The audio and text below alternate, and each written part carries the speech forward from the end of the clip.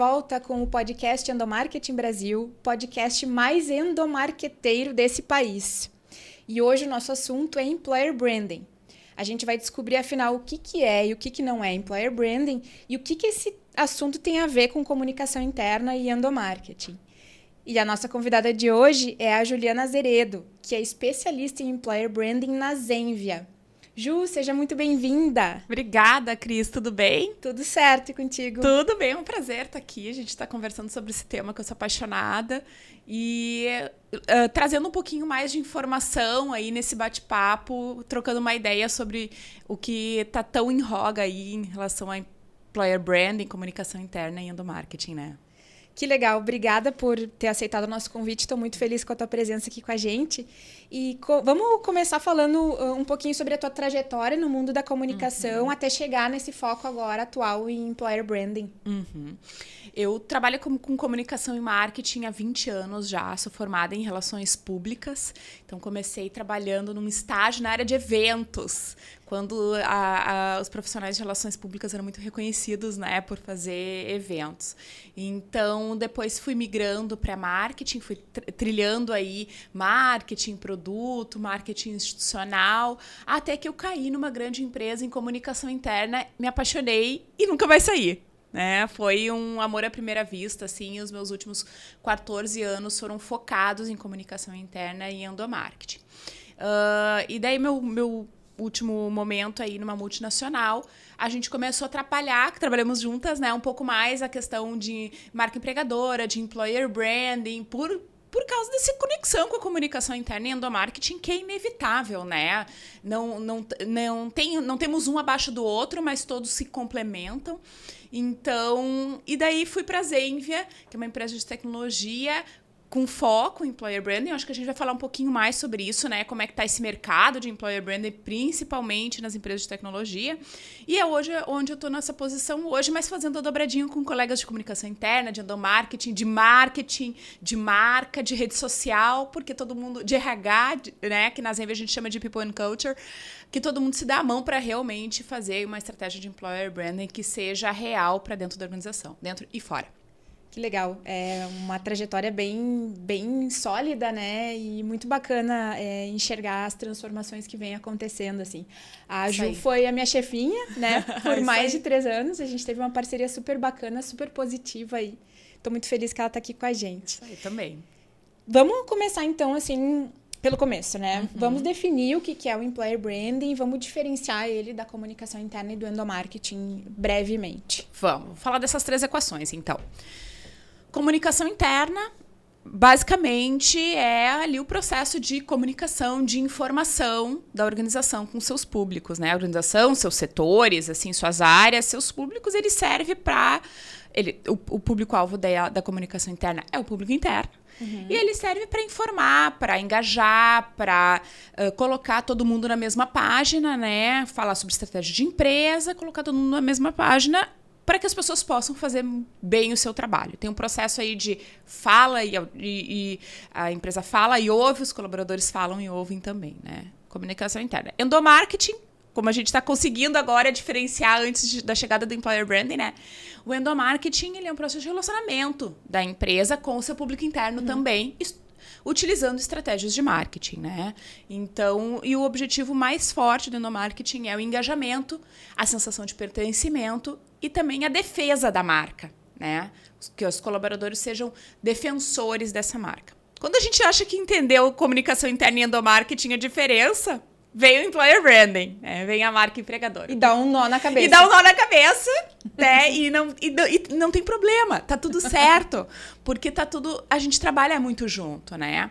E o que é Employer Branding? É a marca da empresa, só que como empregadora. É como a empresa se posiciona como empregadora, né?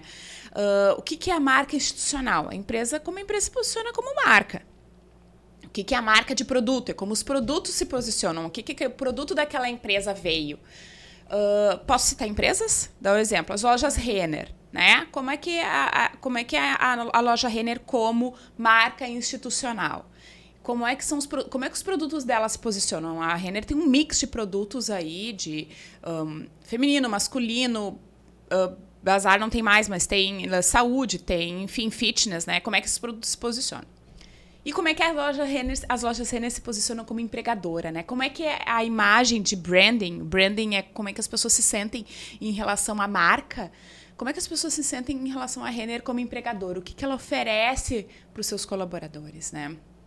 Então, essa é a principal diferença, né? Employer brand é a marca da empresa como empregadora. Employer branding é o conjunto de ações que essa empresa faz junto com marketing, endomarketing, comunicação interna, social media, para atingir os seus públicos com essa marca empregadora, né?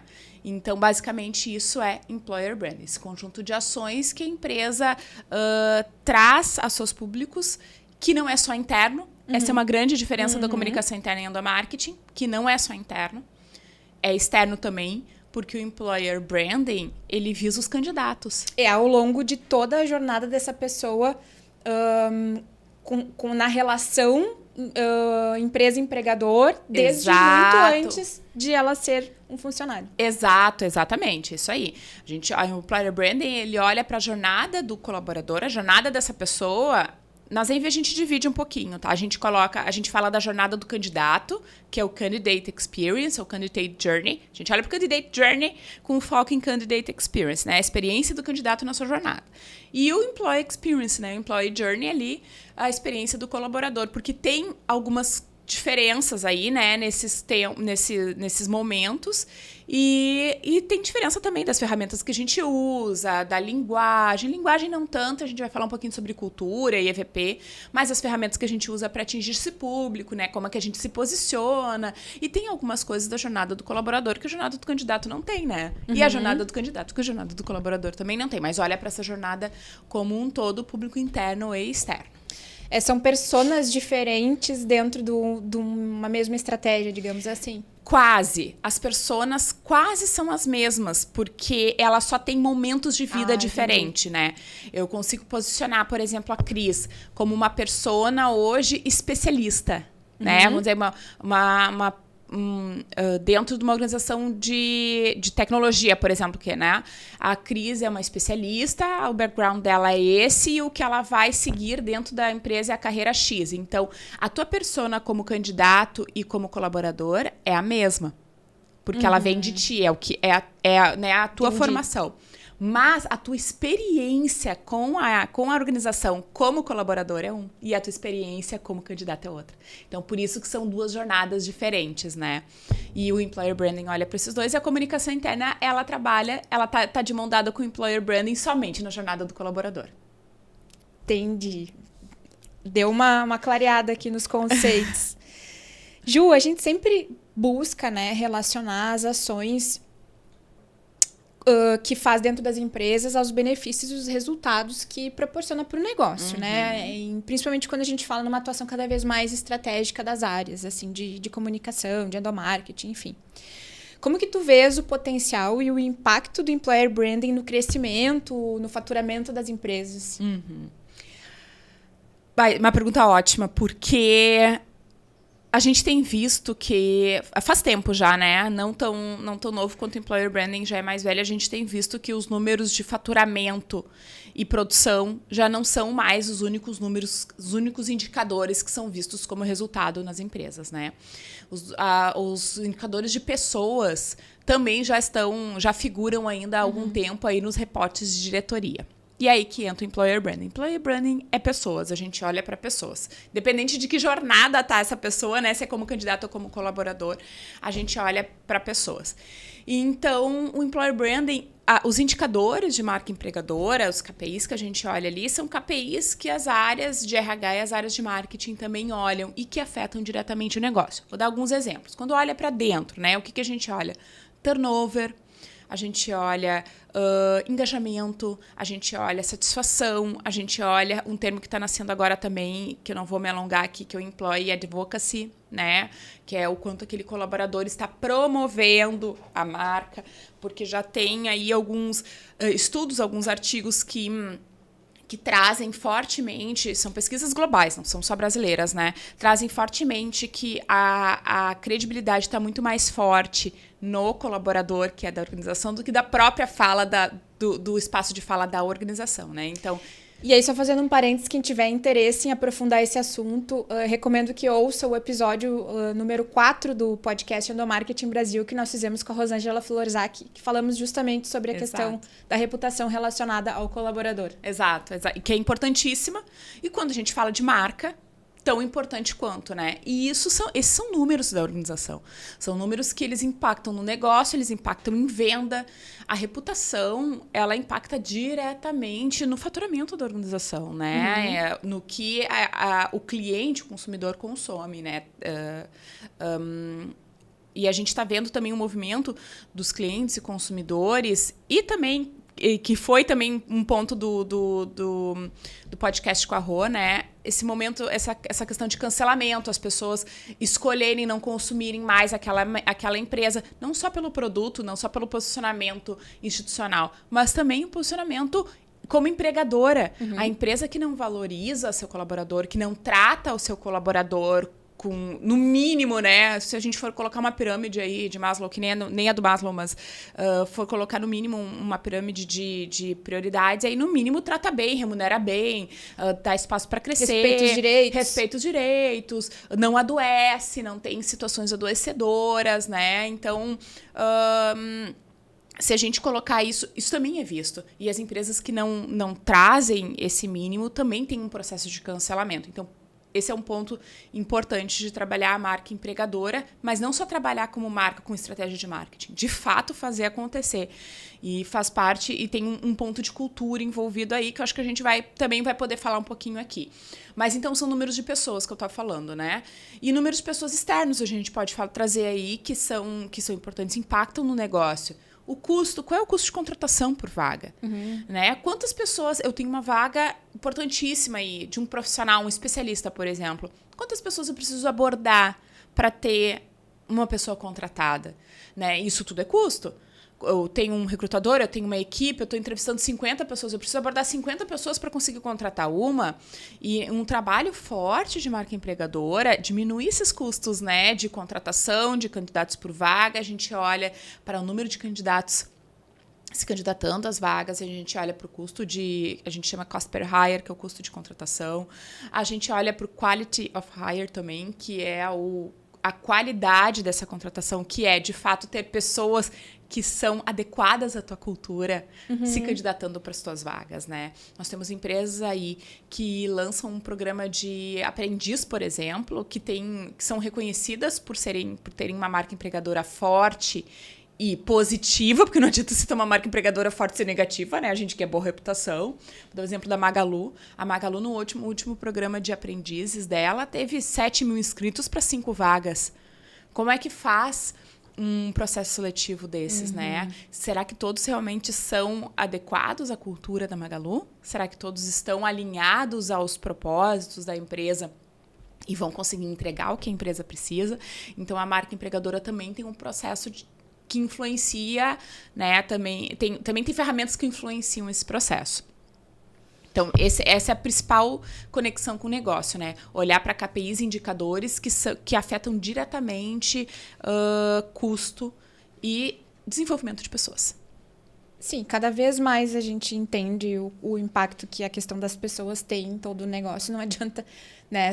CNPJs são formados por CPFs e... Exato. A gente precisa se conscientizar disso, né? Linda essa reflexão. CNPJs são formados por CPFs, né? Não adianta só olhar para o CNPJ, a gente tem que olhar principalmente para todos os CPFs, né? Exato, o conjunto de CPFs. O conjunto de CPFs. Tu mencionaste a questão da cultura, né? Então, vamos falar um pouquinho mais sobre como que ela se relaciona com o employer branding, né? Tu trouxeste na tua fala a questão de atrair pessoas que tenham conexão com a cultura da empresa, né? Mas também de que forma que a cultura influencia a estratégia e as ações de employer branding. A cultura, ela faz parte de uma boa estratégia de marca empregadora, né? Ela ajuda a posicionar uma marca empregadora. Eu gosto de dizer que a cultura sustenta o que a gente entrega como valor. Sim. E acho que nós vamos falar em algum momento de EVP também, porque EVP faz parte da marca empregadora, do Employer Branding, né? Mas a cultura, ela sustenta essa proposta de valor que é entregue ao colaborador ou que é prometida ao candidato. Sem esse acordo cultural, né? Sem essa dinâmica da cultura da empresa, a gente não consegue sustentar o que de fato se promete, o que de fato se quer realizar. Então, uma cultura adoecedora, ela também dita uma marca empregadora, né? A gente tem exemplos, e daí eu não vou citar, tá? Exemplos conhecidos de empresas que têm uma marca empregadora, assim, reconhecidas como culturas adoecedoras, grandes empresas no país e no mundo, né? E tem empresas reconhecidas que são uma cultura de inovação, por exemplo, Google, ou uma cultura de informalidade, Netflix, né? Então, claro, se tem empresas grandes, mas só para a gente entender como a cultura ela dá esse tom do posicionamento da marca empregadora. Esse é o principal link. E sustenta a promessa. Eu não consigo, Cris, prometer que eu sou uma empresa diversa e se eu olho para a organização e eu tenho todos os gestores da organização são homens, por exemplo, ou são só mulheres. A cultura não sustenta, né? E daí a gente pode entrar acho que tem pessoas com lugar de fala muito melhor para falar sobre essa questão da diversidade, o que sustenta, o que não sustenta, o que de fato faz sentido, programas afirmativos e se tu queres ter uma cultura que sustente a diversidade, por exemplo, só por isso que a gente está falando, tá? Trouxe a diversidade como um exemplo. Episódio com a Clarissa Garotti. Exatamente. Isso aí. Fica a dica aí pro pessoal. Depois eu vou colocar os links dos episódios anteriores que a gente tá Isso, citando. Porque a conexão é muito forte, né? Uma coisa com a outra. Então, às vezes, a gente precisa forçar uma cultura da diversidade promovendo ações ou promovendo programas que trazem aquela, né, que vão beneficiar aquela cultura que a gente está buscando e que vão beneficiar o posicionamento, que vão sustentar o posicionamento que está sendo realizado, né, como marca empregadora ou como proposta de valor para o colaborador. E o profissional de employer branding, o profissional que está olhando para isso, ele tem que influenciar esse processo, pelo que eu estou entendendo. Assim, né? Na verdade, ele não pode pensar só na parte publicitária da coisa. Ele tem que realmente provocar e fazer, enfim, dependendo da empresa, varia a forma, mas fazer acontecer, né? Com certeza, com certeza. Isso difere qualquer profissional do operacional com estratégico. A gente costuma falar bastante isso, né? Sim. Quando a gente estava no nosso núcleo ali, né? Todo profissional tem o hands-on, né? A gente sempre vai ter o operacional. Mas o penso de influenciar, de provocar, de trazer a mudança é o estratégico e é isso, de fato, que faz a mudança de chave. Tanto da valorização daquele profissional, já fica a dica aí, né? Uhum. Quanto da influência, né? Quanto da influência que ele vai ter para fazer a coisa acontecer dentro da sua organização. Baixar a cabeça e fazer tem um resultado, mas baixar a cabeça, analisar, fazer, provocar, trazer a mudança, dar mão para as outras áreas, tem outro resultado. Então, tem uma influência do profissional muito grande, com certeza. Isso aprendi muito com a Ju, ela me inspirou muito. A gente, às vezes, aprendeu na dor também, né? Com certeza. Mas dá muito resultado e a gente fica com isso pra vida, assim. Fica sendo profissionais diferenciados, né? Exato. Ainda mais nós, né? De comunicação e endomarketing. Que às vezes a gente entra a gente vê aí algumas discussões, nós entramos muitas discussões do que a empresa X está fazendo. Vou dar um exemplo. Mas o Dia das Mães eles fizeram isso, então eu vou fazer Dia das Mães. Gente, faz sentido para a cultura da empresa. Uhum. Faz sentido para o que a gente está oferecendo como proposta de valor para o colaborador. Então aí também volta para a cultura, né? A cultura vai sustentar essa ação. E tem uma diferença aí do endomarketing para a marca empregadora também. Como a gente falou, a marca empregadora, o employer branding, ele olha para toda a jornada. E a cultura entra nisso para entender se faz... A cultura e o EVP, a proposta de valor, entra nisso para entender se faz sentido ou não aquelas ações, né? O que faz sentido nessa jornada, na experiência do colaborador. E o endomarketing, às vezes, ele tem uma ação muito pontual, né? Uma ação de Dia das Mães, uma ação de lançamento de algum produto, de lançamento de algum procedimento interno, alguma coisa nesse sentido que visa engajamento, conhecimento, né? Informação ali com ferramentas de comunicação interna e visa a defesa da marca. Mas o endomarketing que realmente gera resultado, ele olha, ele analisa, né? Ele não só implanta uma ação de Dia das Mães, entregar o brinde do Dia das Mães. Ele realmente conecta com a cultura, conecta com o que está oferecendo de proposta de valor. E quer chegar em algum lugar, né? Quer chegar em algum lugar e quer ter resultado, não somente, né, com as pessoas utilizando, sei lá, o óleo essencial do Dia das Mães, dando um exemplo. E não tô desvalorizando, não é desvalorização. É só a gente trazer para um outro patamar de resultado, que a gente fala muito, né, em comunicação, endomarketing, marca empregadora também. Os resultados, os KPIs, como a gente mede as coisas, né? Acho que tem outro bate-papo, Cris. Né? Convidar uma pessoa aí para falar sobre métricas e essas análises de mensuração. Isso aí. Então, tu tinha citado a questão do EVP, né? Que é o Employee Value Proposition, ou proposta de valor ao colaborador. Explica para nós um pouquinho o que é o EVP e onde que ele entra no Employer Branding, qual que é o peso, né? O peso é grande, mas não é único. O que a gente fala em Employer Branding, né, em relação ao EVP? O que é o EVP? O Employee Value Proposition é a proposta de valor para o colaborador, é bem isso, né? O que a organização se propõe a entregar como valor, como diferencial para aquele colaborador. Então é só o que a empresa quer entregar? Não. Não consigo entregar alguma coisa para alguém que não quer receber, né? Então, o EVP, e a teoria traz isso, tá? O EVP, ele é um encontro do que a empresa consegue oferecer como valor e o que o público-alvo dessa organização também quer, né? Busca. Esse é o EVP, é o encontro dos dois, tá? Me esqueci agora o autor que traz isso especificamente, mas eu tô com o diagrama aqui na minha cabeça, tá? Sabe? As duas bolinhas se encontrando no meio disso é o EVP. Se eu não tenho EVP, eu não consigo fazer uma estratégia de Employer Branding. Consegue, claro que consegue. Trabalha em cima dos atributos da marca, trabalha em cima do que as pessoas, do que os colaboradores acham que a tua organização é boa. Trabalha em cima de quem tu tá procurando. Tu tá procurando na Zenvia. A gente tem um foco muito grande em profissionais de tecnologia. Mas eu tenho certeza que o mercado macro não procura... Não, o foco dele não é profissionais de tecnologia. É profissionais que possam atender as pessoas no dia a dia do supermercado. O que essas pessoas procuram? Então, é esse conjunto, essa combinação de atributos do que eu consigo oferecer para o que os profissionais que meu público-alvo procura, esse é o EVP.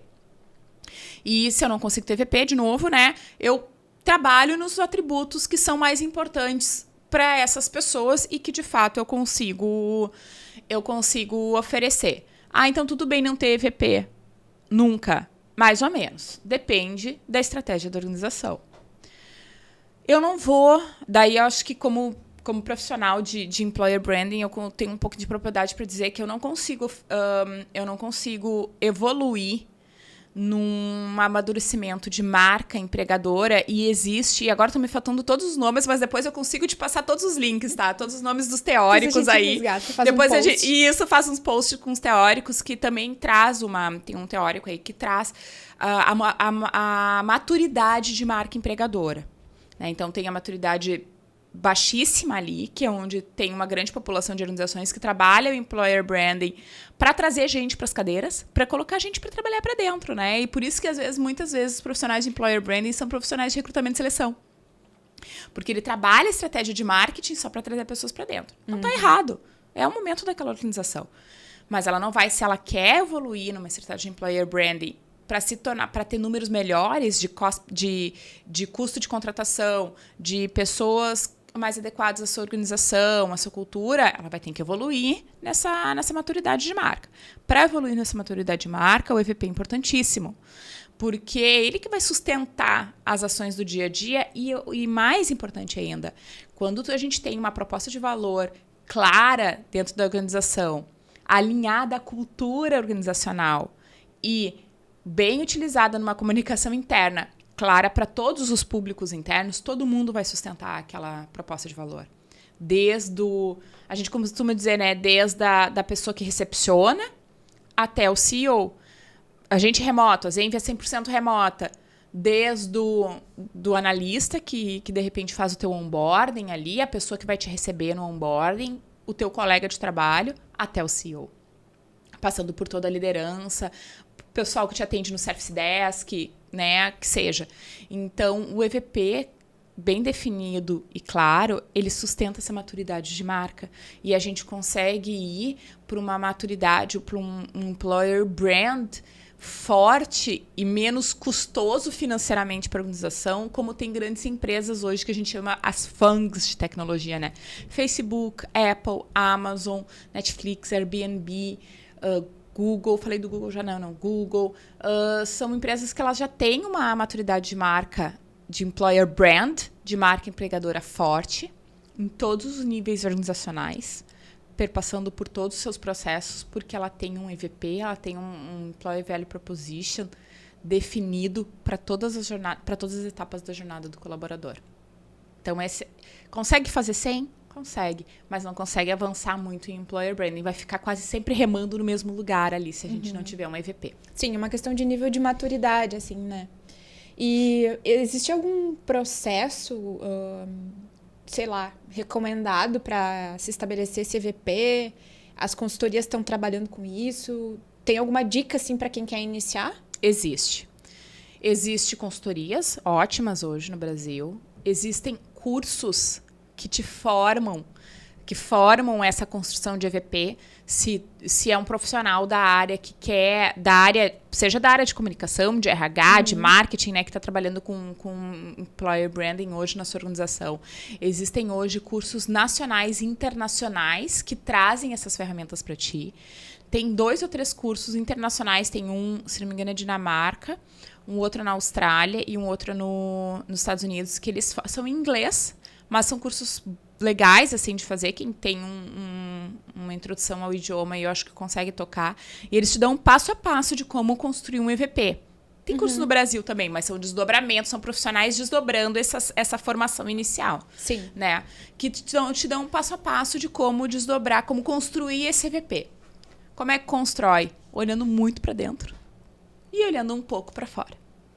Né? Então, são ferramentas que te trazem aí atributos que tu olha para dentro da cultura da organização, olha para missão, visão, valores, pessoas, propósito, carreira, jornada do colaborador, define ali uns 2, 3, 4, talvez, pilares que são fortes de atributos da marca. E aí, a partir desse EVP, que é a proposta de valor que tu entrega, se define o Employer Branding. Esse seria o ideal. Que legal a gente ver, assim, o amadurecimento mesmo dos processos, né? Tá ganhando força o tema Employer Branding. Recentemente houve uma premiação, inclusive, aqui no Brasil, né? Isso aí. E foi a primeira edição, então, assim, agora em 2022 a gente vê novidades no mercado, assim. E em termos de oportunidades profissionais, né? Mercado de trabalho, como é que tu vês, Ju, as oportunidades para Employer Branding? Eu acho tão bacana, assim, fico tão feliz quando a gente vê as oportunidades crescendo em áreas não tão cartesianas como a gente tinha ultimamente, né? Como a gente teve anos atrás, sei lá, 10, 15 anos atrás. O Employer Branding, eu acho que é nessa linha, né?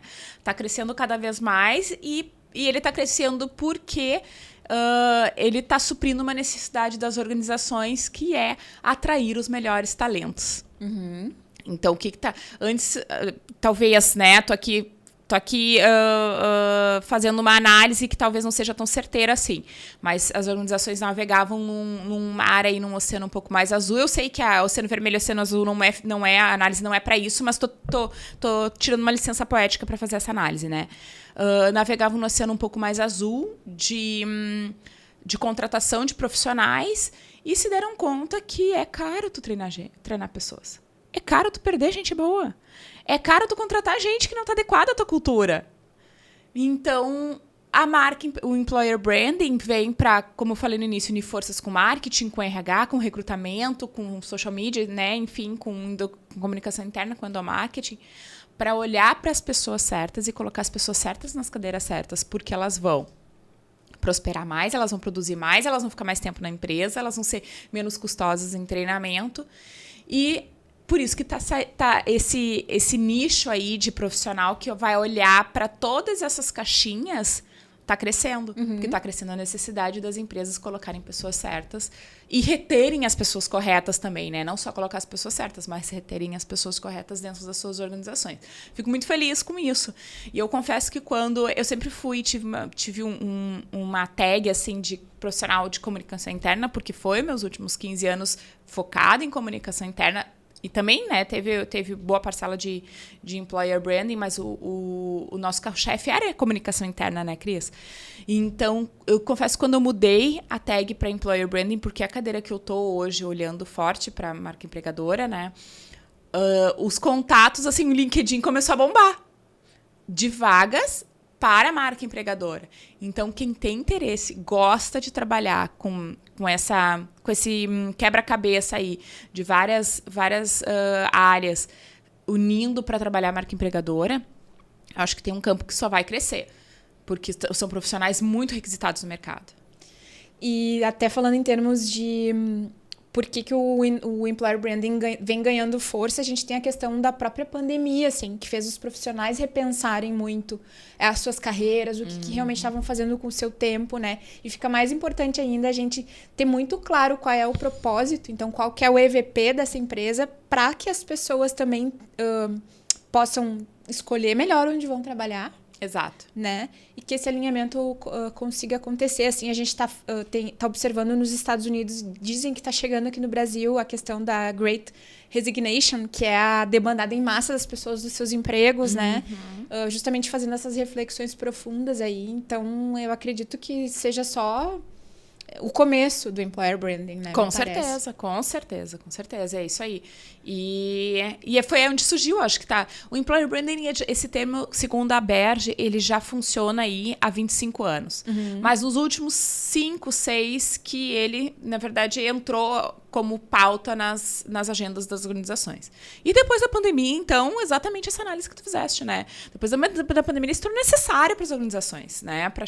Para realmente reter as pessoas que são importantes para a organização e chamar a atenção das pessoas corretas. Porque tem um movimento gigante hoje as pessoas estarem trabalhando em locais que elas se conectam com o propósito, com o que a empresa oferece. Salário ainda é. Se a gente for olhar as pesquisas, quando se pergunta, o do mundo pesquisa bastante, a Gartner, se pergunta para a pessoa o que faria ela trocar de emprego, ainda está em 54, 56, depende da área, né? Mas mais de 50% é a questão de compensation and perks, né? Salário, benefícios e remuneração. Mas logo depois disso vem cultura, propósito, desafios, ambiente de trabalho, né? Isso tudo vem seguido com uma força, se for somar, uma força gigantesca. Então, que isso tem que ser trabalhado, tem que ser olhado para isso, tem que ser valorizado, né? E em termos de competências, né, profissionais, o que tu vês que os profissionais de comunicação interna e endomarketing, ou mesmo de outras áreas da comunicação ou do próprio RH, que se interessem na carreira no employer branding, tem que dar mais atenção, assim, reforçar ou desenvolver? Eu acho que employer branding é, primeiramente, trabalhar com pessoas, para pessoas. Então, aí a gente já começa bem. Comunicação, endomarketing, RH, já está nisso. Marketing também, né? Marketing trabalha estratégias, ferramentas ali para atingir pessoas, né? Então, aí eu acho que a gente já está coberto. Eu acho que tem outras soft skills hoje que podem ser não tão hard, sabe, Cris? Hard skills são importantes, claro, né? A formação aí de pessoas. Os conceitos, os processos, exatamente. Boas práticas de mercado, Conhecimento de português, de escrita, de redação, conhecimento de ferramentas de marketing. São essenciais, claro, mas isso a gente aprende. Quem não tem, aprende.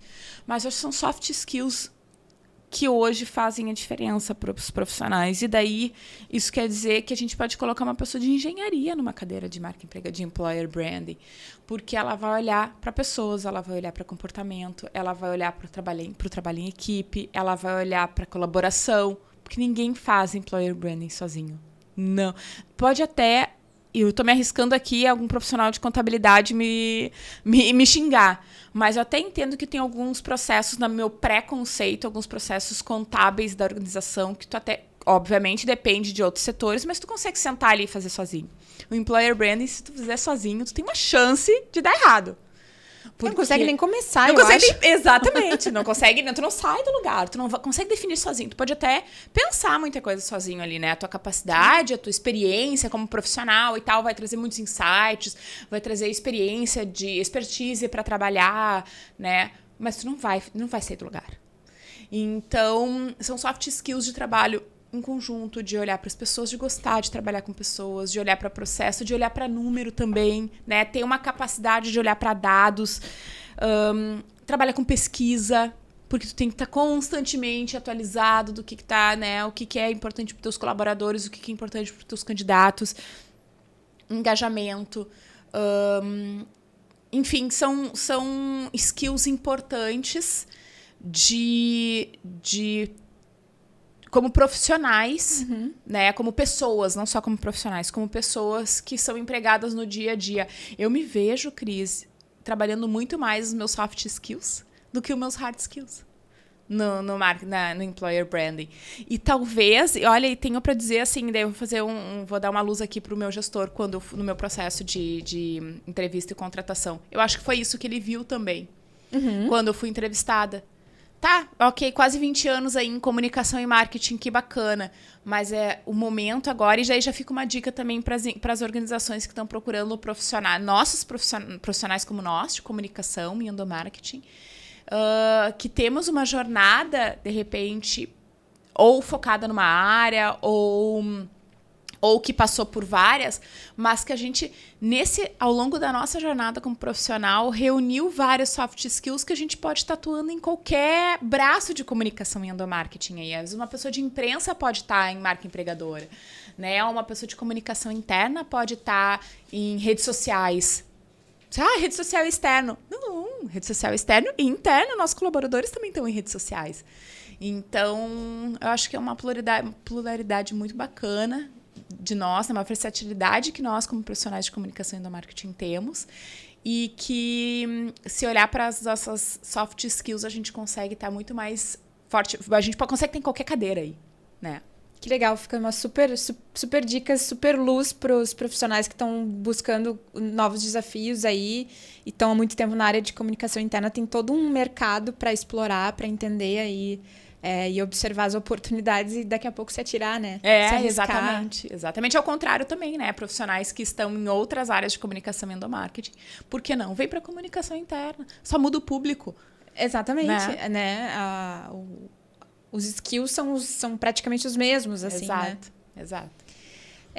Bom, a gente já está chegando mais para o final do nosso bate-papo, né? Mas eu queria, complementando essa questão, onde que as empresas estão, digamos que, alocando a área, o time de employer branding, né? Ele está mais para RH, está mais para a área de marca. Eu sei que a gente falou de atuação profissional aqui, mas como que as empresas estão alocando isso nas suas estruturas? Vou dar uma resposta tão chata, mas é que a resposta depende. Porque depende da organização, depende do tamanho da organização. Da maturidade. Da maturidade da organização, da maturidade da agenda de employer branding dentro da organização. Então, o que a gente mais tem visto é em RH. O que mais tem, porque está alinhado ali com recrutamento e seleção, com desenvolvimento de pessoas, né? Com comunicação interna, muitas áreas, comunicação interna, endomarketing, employer branding, muitas áreas, recrutamento e seleção, employer branding, muitos profissionais que têm a dobradinha, recrutamento e seleção e é employer branding também, e tá tudo bem, porque é uma maneira de crescer, né? É uma maneira de fazer valor, a agenda de marca empregadora dentro da organização. Algumas empresas, o employer branding está ligado à marca e a marca está na diretoria de marketing. Então, depende, realmente. Mas figura muito mais em comunicação, RH e marketing. Sim, porque é quem está olhando para esses processos, quem está olhando para pessoas e quem está olhando para a reputação. Para a reputação, exatamente.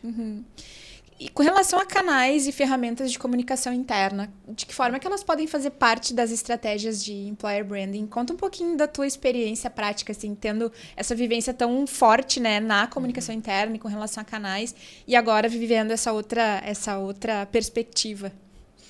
O que a gente tem feito bastante, e eu acho que é muito real assim, para qualquer organização, é adaptar a mensagem. Né? A gente não cria canais. Não vamos criar canais para trabalhar o colaborador, para trabalhar com o colaborador.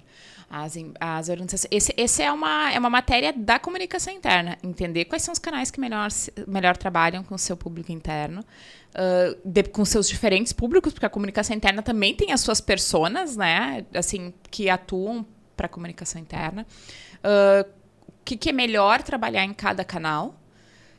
E o que é mais efetivo, né? O que traz cada mensagem. E aí a marca empregadora olha para esse mapa de canais, pessoas e assuntos e entende onde ela vai potencializar a sua mensagem, né? Onde ela vai potencializar a sua ação. Então, quando a gente falar de, por exemplo, programa de idiomas, hoje a comunicação interna utiliza, vou dar um exemplo, tudo exemplo. A comunicação interna utiliza comunicado para falar do programa de idiomas e tem uma página na sua intranet interna que fala sobre, né, coloca o processo do programa de idiomas, como se inscrever, como é que funciona, é para quem, tararara.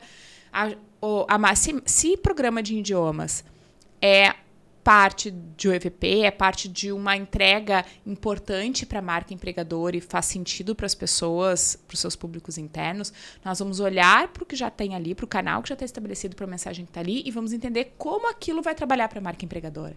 O que está faltando para as pessoas perceberem que aquilo é valor como marca empregadora, como employer brand.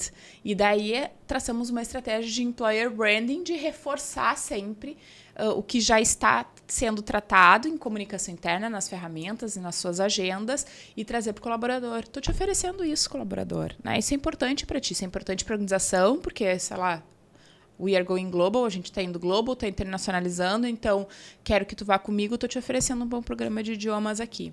Isso é uma ação de employer branding utilizando as ferramentas que já estão estabelecidas aí como comunicação interna para o público interno.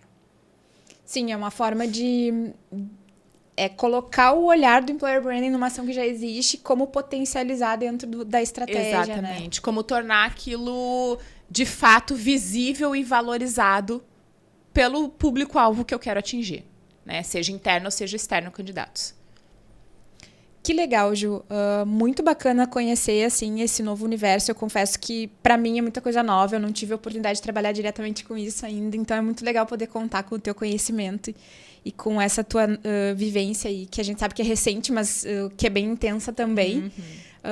Queria te agradecer muito e se tiver algum ponto a acrescentar que a gente não abordou aqui, fica bem à vontade. Obrigada, nós acho que abordamos os pontos mais importantes, aí, mais impactantes de employer branding.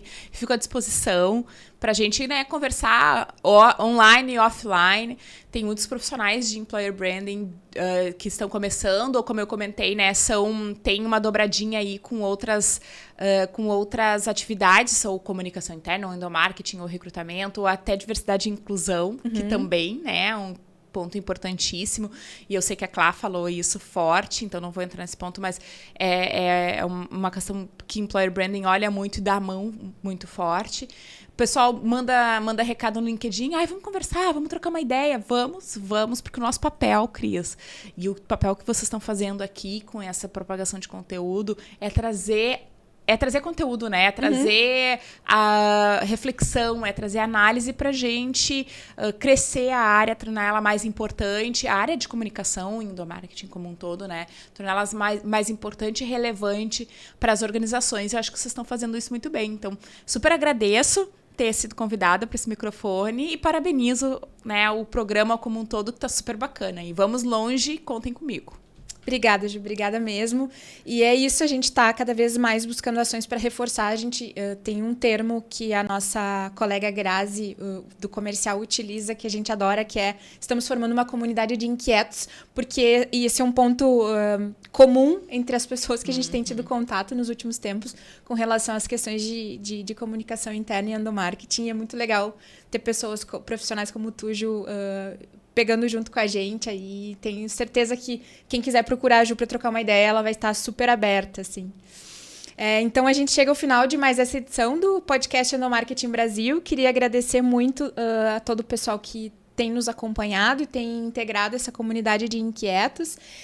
Eu quero fazer a blogueirinha e pedir para o pessoal curtir e ativar o sininho aqui do nosso canal do YouTube, para quem estiver ouvindo no YouTube, seguir a gente no Spotify, a gente já está nas demais plataformas também de áudio, então a gente tem o site endomarketingbrasil.com.br, todos os episódios entram lá, não tem muito, acompanhando as redes sociais também, as redes LinkedIn, Instagram, Facebook, tanto da própria Pix Media, como do Endomarketing Brasil, a gente traz conteúdos complementares por lá também sempre. Lembrando que o Endomarketing Brasil é um projeto realizado pela Pix Media, né, pelo time de especialistas da Pix Media, que é uma startup de tecnologia, de soluções com foco em comunicação interna e endomarketing. Então, pessoal, deem uma olhadinha lá no site da Pix para entender se daqui a pouco tem alguma solução ali que pode ajudar nas dores que todos nós compartilhamos. E é isso, semana que vem a gente volta com mais um episódio. Um beijão a todos.